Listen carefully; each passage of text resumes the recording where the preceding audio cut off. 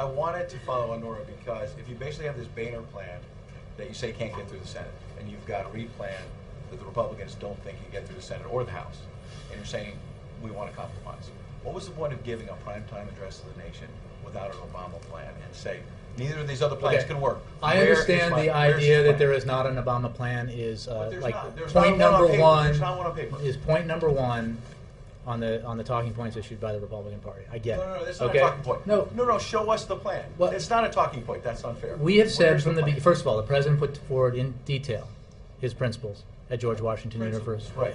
That's not quite a lot of detail. The President stood before you. I can't remember if you were here Friday night. Some of you weren't because you cut out early, but a lot of you were. And he put forward in detail, with numbers, what he's willing to do.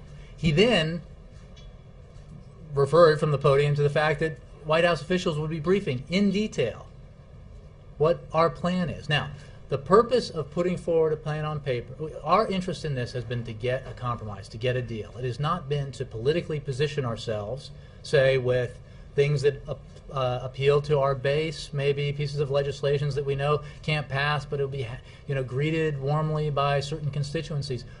Our goal, and the reason why the negotiations have been conducted the way they have been conducted, is because we want a result. That's the way the President has, and it is simply not the case. The senior members of the House Republican leadership can open their desk drawer, pull out reams of paper that represent the President's proposals and his counter proposals and his counter proposals and his understanding that they need more of this and that he would like more of that. There is plenty of detail. But even the President gave numbers on Friday night. White House aides were saying last night he was giving this speech to the nation because most Americans were not paying attention until last night. So even if he gave these numbers on Friday night, they have not. The American people were not paying attention Friday night by your own estimation. So why didn't he say last night, here are the 9 things that I support. Here are the numbers. Here's what I want to do on taxes. And just lay it out and say, call your congressman with this, not with this vague. The point, I mean, the fact is, you address the nation only so often on prime time. Chuck. Jay, why not release the last offer that Boehner made you? I mean, I said if you don't want to release your own plan, release that plan.